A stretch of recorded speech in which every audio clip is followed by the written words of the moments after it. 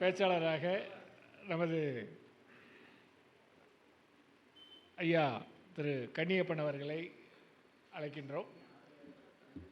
வாங்கய்யா, வந்து உங்கள் கருத்துக்களை பதிவு செய்யுமாறு கேட்டுக்கொள்கிறேன். அவர் ஐயா இன்னைக்கு விதியை மாற்றும் தென்னாடுடைய சிவனை போற்றி. ஐயா எப்பவுமே கொஞ்சம் டிபிக்கல் ஆராஸ்கோப்பாக எடுப்பார். இன்னைக்கு கொஞ்சம் ஆன்மீகத்துக்குள்ளே வந்திருக்காரு. ஐயாவை வருக வருக என வரவேற்கிறேன். அடுத்த ஐயாட்ட டயஸ் ஒப்படைக்கிறேன்.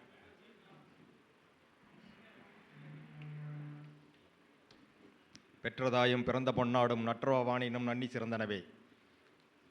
மாசில் வேணையும் மாலை மதியமும் பீசு தென்றலும் வீங்கில வேணையிலும் மூசு வண்டரை பொய்கையும் போன்றதே ஈசன் எந்தன் இணையடி நீழலே. இன்றைக்கு நான் எடுத்துக்கொண்ட தலைப்பு விதியை மாற்றும் தென்னாடுடைய சிவனையை போற்றி அப்படின்னு சொல்லி ஒரு இது எடுத்துருக்குறேங்க, தலைப்பு எடுத்துருக்கிறேன். ஆனால் இந்த தலைப்புக்கு சாதாரணமான தலைப்பாக வந்து நம்ம ஏதோ சொல்லியிருக்க மாதிரி தோணுதுங்க. ஆனால் இது வரைக்கும் தமிழ்நாட்டில் யாரும் சொல்லாத அற்புதமான ஒரு அருமையான பரிகாரம், அற்புதமான பரிகாரம். 5 ஸ்தலங்கள் மட்டுமே, 5 ஸ்தலம். அடுத்து வந்து ஒரு ஸ்தலம் வந்து அம்மனுடைய ஸ்தலம். இது 6 மட்டும்தான். இதில் வந்து நீங்கள் சாதிக்க முடியாது எதுவுமே கிடையாது, எல்லாத்தையும் சாதிக்க முடியும். உங்களுக்கு 5ஆம் பாவத்தினுடைய கொடுப்பனை இருக்குமே ஆனால் நீங்கள் வந்து உங்கள் விதியை மாற்றக்கூடிய அளவுக்கு இது வேலை செய்யும். அவ்வளவு சக்தி வாய்ந்த ஸ்தலங்கள் இருக்குது. ஏற்கனவே மூல நூல்களில் இருக்குது. ஆனால் இது எப்படி காலங்காலமாக வந்து அது எப்படி மருவி எப்படி அது தொலைஞ்சு போச்சுன்னு தெரியலைங்க. ஆனால் ஒரு சிலர் பயன்படுத்திகிட்டு இருக்கிறாங்க, ஆனால் வெளியே யாரும் சொல்லலை. ஆனால் அது நம்ம இப்போ வந்து அது நமக்கு தெரிஞ்சிருக்கு, நம்ம அதை சொல்கிறோம். அதாவது என்னன்னு கேட்டிங்கன்னா, நம்மளுடைய இயக்கம், உலகத்தினுடைய இயக்கம், மனிதனுடைய இயக்கம், நம்மளோட மூச்சு காற்று எல்லாமே அண்டத்தில் உள்ளது தான் பிண்டத்தில். பஞ்சபூதங்களை வச்சு தான் நம்ம வந்து எல்லா இயக்கங்களும் இருக்குது. இதை தான் நம்ம வந்து என்ன சொல்லியிருக்காங்க, 5 வகை நிலங்களாக சொல்லியிருக்காங்க. குறிஞ்சி முல்லை மருதம் நெய்தல் பாலை அப்படின்னு சொல்லியிருக்காங்க. அடுத்து பார்த்திங்கன்னா, இது நம்ம கடவுள், நம்ம தமிழ் கடவுள் அப்படின்னா முருகருக்கு வந்து 5 கோயில் தான் முருகருடைய கோயில். 6வது கோயில் அப்படிங்கிறது என்னென்னு கேட்டிங்கன்னா, இந்த 5 கோயிலினுடைய ஒரு கலவை. அதுக்கு பேர் தான் அங்கே பஞ்சாமிர்தம்னு வச்சுருக்காங்க. பஞ்ச அமிர்தம் அது சேர்த்துனா தான் பழனி, அது மாதிரி தான் வச்சுருக்குறாங்க.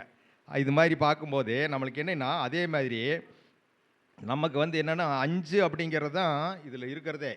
கடவுள் பார்த்திங்கன்னா சிவன் இருக்கார், 5 சிவன் இருக்காருங்க. அந்த 5 சிவன் நினச்சாருன்னு உங்கள் தலையெழுத்தை மாற்ற முடியும். ஜோதிடர் நீங்கள் சரியானபடி ஒத்துழைப்பு கொடுத்து நீங்கள் அந்த சிவனோட இதை வந்து கரெக்டாக நீங்கள் மென்ஷன் பண்ணி, உங்கள் ராசி உங்கள் லக்கணத்துக்கு இந்த ஜாதகத்துக்கு இந்த கிரகம் கெட்டிருக்குது, இந்த இது இருக்குது, இதை வந்து நீங்கள் இந்த இடத்துல போய் நீங்கள் சரி பண்ணிக்கலான்னு சொன்னீங்கன்னா, அந்த இடத்துக்கு போய் நீங்கள் சரியான எப்படி முகூர்த்தம் குறிக்கிறோமோ அது மாதிரி குறித்து தாங்க கோயிலுக்கு போகணும். சும்மா கோயிலுக்கு போகிறேன்னு நினச்சி கண்ட நேரத்துலலாம் போனால் வேலை செய்யாது. உங்களுக்கு செய்கிற நேரம் எனக்கு செய்யாது, எனக்கு செய்கிற நேரம் ஐயாவுக்கு செய்யாது. இப்படி தான் இருக்கும். எப்படின்னா, உங்களுடைய லக்கணத்துக்கும் உங்களுடைய ராசிக்கும் உங்கள் கிரக நிலைக்கும் நீங்கள் வந்து முகூர்த்தம் வந்து குறிக்கணும். அந்த மாதிரி குறித்து அந்த சரியான நேரத்தில் அந்த சரியான இதில் போய் நீங்கள் வழிபாடு செஞ்சீங்க அப்படின்னா, வழிபாடு தாங்க, இதெல்லாம் ஒன்றும் வந்து மந்திரமெல்லாம் கிடையாது, நீங்களாம் போய் ஒன்றும் பரிகாரமெல்லாம் கிடையாது, சரியான வழிபாடு மட்டும்தான். அதை போய் பண்ணிவிட்டு நீங்கள் வந்து மானசீகமாக வந்து நீங்கள் அவர்கிட்ட மனசுருகி கேட்கணும். நம்ம கேட்கணும், இறைவன்கிட்ட கெஞ்சணும். கெஞ்சி கேட்டால் நிச்சயமாக கிடைக்கும். இதுக்கு கிடைக்கும் அப்படிங்கிறது வந்து இது பண்ணியிருக்காங்க, கிடச்சிருக்கு, உண்மைதான். இதெல்லாம் வந்து நம்ம யாரும் வந்துட்டு இப்போ மேடையெல்லாம் வந்து இப்படியெல்லாம் வந்து சொல்லிட முடியாதுங்க. அதெல்லாம் உண்மையான இதுதான். இதுக்கு என்ன சொல்லியிருக்காங்கன்னா, அந்த கோயில் எல்லாமே எங்கே இருக்குதுன்னு கேட்டிங்கன்னா, நம்ம வந்து அதெல்லாம் ஃபேமஸான கோயில் இந்தியாவில். இப்போ நான் சொல்கிற கோயில் எல்லாமே சாதாரண கோயில் கிடையாது, இந்தியாவில் பயங்கரமான ஃபேமஸான கோயில். சொன்ன மூக்கு மேலே நம்மளே விரல் வைக்கிற அளவுக்கு தோணும். ஆனால் இத்தனை நாளாக நமக்கு இது தெரியலையே அப்படின்னு நினச்சிப்பேன். நீங்களும் போயிருப்பீங்க, எல்லோரும் போயிருப்பீங்க. ஆனால் வந்து உங்களுக்கு தெரியாது. என்னன்னு கேட்டிங்கன்னா, இது எல்லாமே மயானத்தில் இருக்குதுங்க. மயான கோயில் எல்லாம் 5 கோயில் மயான கோயில். இப்போ கூட ஐயா கூட போயிட்டு வந்திருக்காரு, ஆனால் ஐயாவுக்கு தெரியாது. என்னங்க ஐயா? ஆனால் வந்து அது மயான கோயில். அது என்னன்னு கேட்டிங்கன்னா, மொத்தமாக வந்து 5 கோயில் கொடுத்துருக்காங்க. ஃபஸ்ட்டு வந்து முதன்மையான கோயில் அப்படின்னு எடுத்துட்டிங்கன்னா, காஞ்சிபுரம் ஏகாம்பரேஸ்வரர் கோயில் தான் ஃபஸ்ட்டு. அதாவது உங்கள் லக்கணம் கெட்டிருந்தாலோ, உங்கள் லக்கணாதிபதி கெட்டிருந்தாலோ, உங்கள் லக்கணத்தில் மாந்தி இருந்தாலோ, உங்கள் லக்கணத்தில் ராகு கேது இருந்தாலோ, அதனால் லக்கணாதிபதி திதி சூனியத்தில் மாட்டியிருந்தாலோ, அல்லது 6, 8, 12 அதிபதிகளுடைய பார்வையில் இருந்தாலோ, நீங்கள் வந்து ஏகாம்பரேஸ்வரர் கோயிலுக்கு போனீங்க அப்படின்னா, உங்கள் பாவாதிபதியும் வேலை செய்யும், காரக கிரகம் வேலை செய்யும், பாவத்தில் நின்ற கிரகம் வேலை செய்யும். இதை ஆக்டிவேட் பண்ணிக்கலாம். சூப்பராக வேலை செய்யுங்க, நிச்சயமாக வந்து தப்பிச்சிடலாம். ஓகேங்களா? அடுத்தது பார்த்தீங்க அப்படின்னா, இது இருக்கிற இடத்துக்கு பேர் என்ன தெரியுங்களா? அந்த ஏகாம்பரேஸ்வரர் இருக்கிற இடத்துக்கு பேர் அதுக்கு பேர் வந்து கச்சி மயானம்னு பேர். கச்சி மயானத்தில் இருக்குது. அதுக்குள்ளேயே ஏகாம்பரேஸ்வரர் கோயிலில் ஒரு கொடிக்கம்பம் இருக்கும். கொடிக்கம்பத்து பக்கத்துலேயே அதுக்கு உண்டான தெய்வமும் இருக்குது. இந்த நீங்கள் நான் கிரகத்துக்கு சொன்னேன் இல்லைங்களா, அந்த கிரகத்துக்கு உண்டான தெய்வம் அங்கே இடத்துலையே இருக்குது. நீங்கள் போய் வழிபாடு பண்ணிக்கலாம். ஆனால் இது வந்து என்னென்னு கேட்டிங்கன்னா, நல்லதுக்கு பண்ணும்போது இப்போ சுக்கிரன் கெட்டிருக்கு அப்படின்னா நீங்கள் சுக்கிர திசையில் வெள்ளிக்கிழமை அன்னைக்கு சுக்கிர ஓரையில் அந்த மாதிரி எல்லாம் நீங்கள் எடுத்துகிட்டு போகணும். ஆனால் இந்த மாந்தி, ராகு, கேது, சனி இந்த மாதிரி இந்த அசுபகிரகங்கள்லாம் வந்து உங்களுக்கு வந்து இது ஜாதகத்தில் கெட்டிருக்கு அப்படின்னா நீங்கள் வந்து குளிகை நேரத்தில் போகணும். குளிகை ஆனால் கிழமை எடுத்துக்கணும். நீங்கள் கிழமை எடுத்துக்கணும், உங்களுடைய திதி எடுத்துக்கணும், வாரம், நட்சத்திரம், திதி இதை எடுத்துகிட்டு தான் இந்த 3 எடுத்துகிட்டு தான் நீங்கள் வந்து குறிக்க முடியும். கொடுத்துட்டு தாராபலன் பார்த்து அதுக்கு சரியான இருக்கான்னு பார்த்துட்டு திசைகளெல்லாம் பார்க்கணும், திக்கு பார்க்கணும். திக்கெல்லாம் பார்த்து எல்லாம் கரெக்டாக பண்ணி நீங்கள் டைம் குறித்து கொடுத்து போய் பண்ணுங்கள். அதாவது குளிகை நேரத்தினுடைய மைய பகுதியில் தான் பண்ணணும் தரிசனம். மொத்தம் உங்களுக்கு 60 நிமிஷம். 60 நிமிஷத்தில் முதல் 20 நிமிஷம் விட்டுருங்க. ரெண்டாவது 20 நிமிஷத்தில் நீங்கள் வந்து தரிசனம் பண்ணிடணும், அர்ச்சனை பண்ணிடணும், எல்லா வேலையும் முடிச்சிடணும். அடுத்த 20 நிமிஷம் அதிலிருந்து 72 நிமிஷம் நீங்கள் வந்து அந்த கோயில் இருக்கணும். அந்த கோயில் வளாகத்தில் 72 நிமிஷம் நீங்கள் அங்கே இருக்கணும். எடுத்து முடிச்சுட்டு ரெண்டாவது வந்து எந்த கிரகம் கெட்டிருக்குதோ அது எந்த நட்சத்திர பாவத்தில் இருக்குதோ அது சார்ந்த பொருளை வந்து நீங்கள் வந்து 9 பேர்த்துக்கோ 11 பேர்த்துக்கோ தானம் பண்ணணும். பொட்டனங்கட்டியெல்லாம் சாப்பாடு கொடுக்கக்கூடாதுங்க. கண்டெய்னரில் வாங்கி கொடுக்கக்கூடாது. சாப்பாடு கொடுக்குறீங்க அப்படின்னா சாப்பாட்டை வந்து வாங்கிட்டு வந்து ஒரு தட்டை கையில் கொடுத்து தண்ணி பாட்டில் கொடுத்து அவங்களுக்கு சாப்பிட வைக்கணும். உங்கள் கையால் பரிமாறணும். அதுதான் பலிக்கும். சும்மா போயிட்டு இந்த கண்டெய்னர் வாங்கி அப்படியே கொண்டு கொடுத்துட்டு வர்றது, இந்த பொட்டனங்கட்டி அப்படி இப்படி கொடுக்குறது இதெல்லாம் வேலை செய்யாதுங்க. இதை வந்து நல்லா கவனமாக வச்சுங்க. அடுத்து ரெண்டாவது பார்த்திங்க அப்படின்னா காசி மயானம்னு பேருங்க. காசி மயானம் அப்படிங்கிறது இது வந்து திருவேலிமிழலை இருக்கக்கூடிய படிக்காசநாதர் கோயில் நடிக்கிறது. படிக்காசநாதர் கோயில் அந்த கோயில் வந்து 2வது மயானம். இது வந்து என்னென்னா பொருள் சார்ந்த விஷயங்கள் எல்லாமே வரும். இப்போ 2, 6, 10, 3, 7, 11 இப்படியெல்லாம் வருது இல்லைங்களா. இந்த மாதிரியான கிரகங்கள் வந்து நமக்கு கெட்டிருக்குது. ரெண்டாவது வந்து அது சார்ந்து வந்து நமக்கு ஏதோ வந்து ஜாதகத்தின் ரீதியாக வந்து நமக்கு வந்து அசுபமாக இருக்குது, நமக்கு வந்து அது யோகம் இல்லாமல் கிரகங்களாக இருக்குது அப்படிங்கிற மாதிரியெல்லாம் வந்து நமக்கு பிரச்சனை கொடுக்குது அப்படின்னா நீங்கள் இந்த கோயிலை பயன்படுத்தி நீங்கள் அது மாதிரி சரியான நேரத்தில் பயன்படுத்தி நீங்கள் தப்பிச்சுக்கலாம். அதுக்கடுத்து பார்த்தீங்க அப்படின்னு வச்சுங்களேன், இது வந்து என்ன சொல்கிறதுன்னா காலனுக்கே காலனாக மாறுனது, எமனுக்கே எமன் அப்படிங்கிற மாதிரி. அப்போ என்னென்னா அந்த இடத்துல வந்து உங்களுக்கு வந்து 8ஆம் பாவம் கெட்டிருக்குது, அல்லது வந்து உங்களுக்கு வந்து கண்டாந்தர நட்சத்திரம் கண்டாந்தரத்துலேருந்து ஒரு கிரக தசை நடத்துது, இந்த மாதிரி ஒரு சூழ்நிலையெல்லாம் இருக்கிற பட்சத்தில் நீங்கள் என்ன பண்ணணும் அப்படின்னா இந்த கோயிலுக்கு போய் பண்ணிங்க அப்படின்னா உங்களுக்கு சரியான ஒரு பலன் கிடைக்கும். இதை வந்து நீங்கள் பண்ணி வந்து ஜாதகரை காப்பாற்றுருக்கு. அதுக்கு வந்து 5ஆம் பாவம் நல்லா இருக்கணும், அது முக்கியம். நம்மளுடைய 5ஆம் பாவத்தில் வந்து நமக்கு அந்த கொடுப்பனை இருக்கணும். இருந்து நம்ம போய் கெஞ்சி கேட்டால் நிச்சயமாக கிடைக்கும். ஆனால் ஒரு டைம் போனாலே நடக்குதுங்க, ஒரு டைம் போனாலே நடக்கும். அதுக்கு அடுத்தது பார்த்திங்கன்னா நாலூர் மயானம். அங்கே நாலூர் மயானத்தில் இருக்கிறது அது சிவன் கோயில் தான். அந்த கோயிலுக்கு போகும்போது உங்களுக்கு வந்து சில விஷயங்கள் வந்து நம்ம உறவுகள் சார்ந்த பிரச்சனை இந்த மாதிரியெல்லாம் இருக்கிறது இல்லைங்களா, அது மாதிரியான பிரச்சனைகள் எல்லாமே அது தீர்த்து வைக்கும். சீர்காழி சட்டநாதர் கோயில் அப்படிங்கிறது வந்து அது வந்து காளி மயானத்தில் இருக்குது. காளி மயானம். நாலூர் மயானத்தில் இருக்கிறதுக்கு பேர் வீதி மயானம்னு பேர். நாலூர் மயானம் அப்படிங்கிறது நாலூரில் இருக்கிறது வந்து நாலூர் மயானம்னு சொல்லுவாங்க, வீதி மயானம்னு சொல்லுவாங்க. சீர்காழியில் இருக்கிறது காளி மயானம். இந்த காளி மயானம் வந்து உருவானதுக்கு ஒரு வரலாறு உண்டுங்க.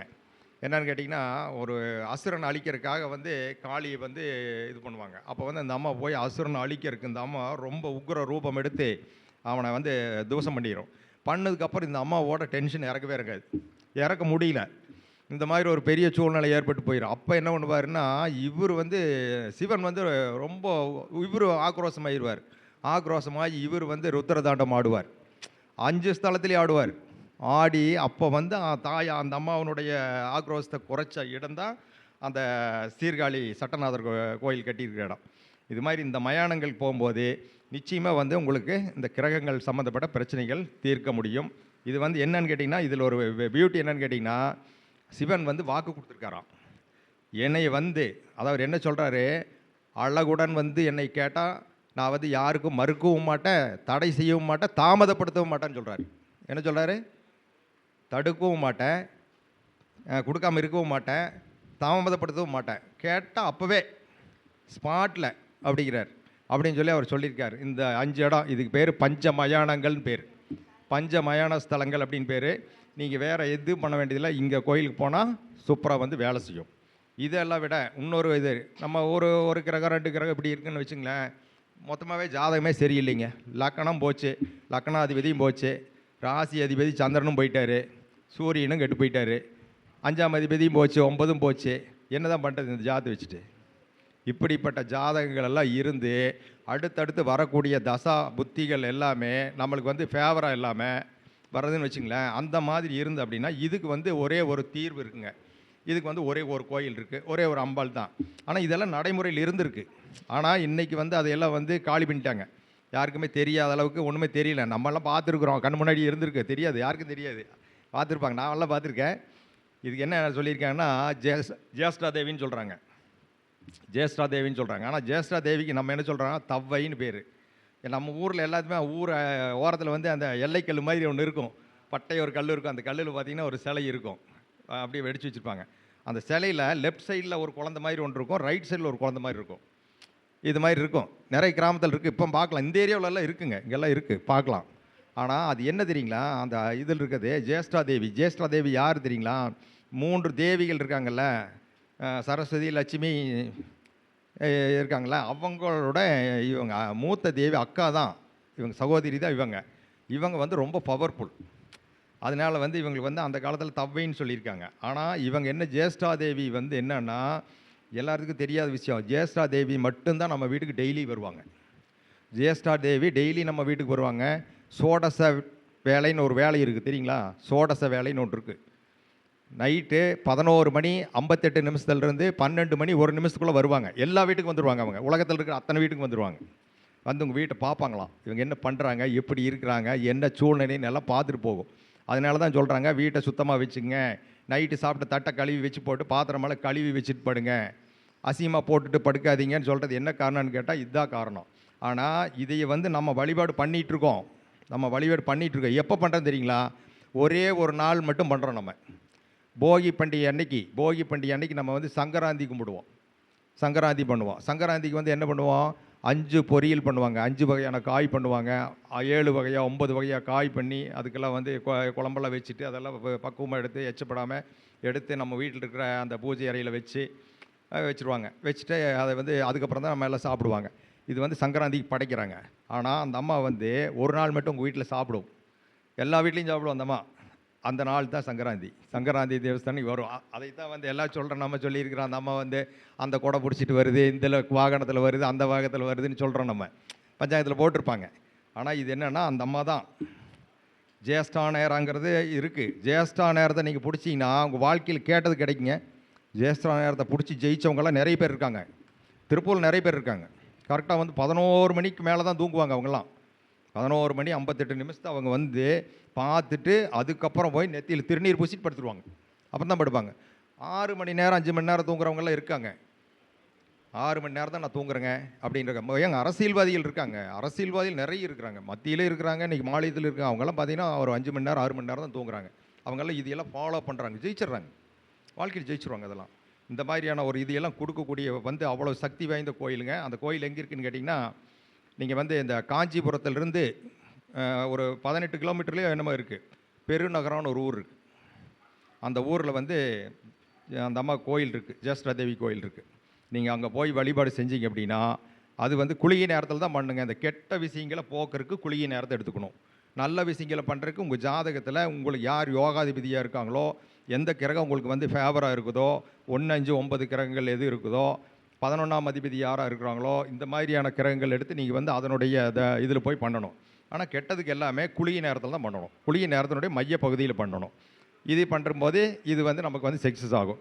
அடுத்து பார்த்தீங்கன்னா, நம்ம வாழ்க்கையில் நம்மளை ரொம்பவே நம்ம கண்ணுக்கு தெரியாத ஒரு வில்லன் இருக்கான் நமக்கு, நம்மளுக்கு எல்லாத்துக்குமே. ஜாதகத்துலேயும் வராதுங்க, ஜாதகத்துலேயும் வராது, கட்டத்துலேயும் வராது. ஆனால் நமக்கு தெரியாத ஒரு வில்லன் இருக்கான். அந்த வில்லன் வந்து நம்மளை எப்போவுமே ஆட்டி வச்சுக்கிட்டே இருப்பான், கூடவே இருப்பான். யார் தெரியுங்களா? அவள் தான் விஷ்டி.